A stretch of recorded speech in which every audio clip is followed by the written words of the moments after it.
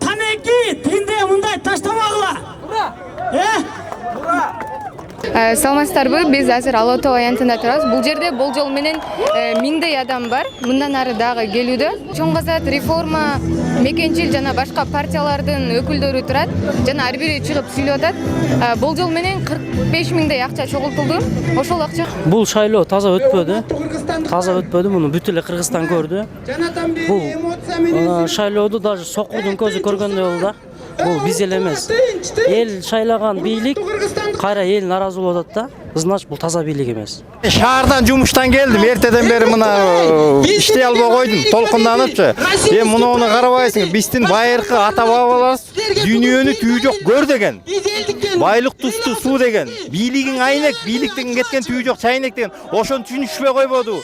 Мына жерде 120 эр азамат баягы 7 апрелде мен да башым сайып жүргөм, ошондо ошо арбак менен ойноп койбоду. Ошолор эмне үчүн кайтыш болду? Ошону ойлонушкан жок булар. Буларга эчтекен түшүнбөй атпай, карапайым эл өзүбүздүн арабаны өз сүйрөп келатабыз. Мына ооруда эмне болду? Ошо масканы бекер тарата албай койду. Өзүнүн баасына сата албай койду. Антимонополия каякты карап атат?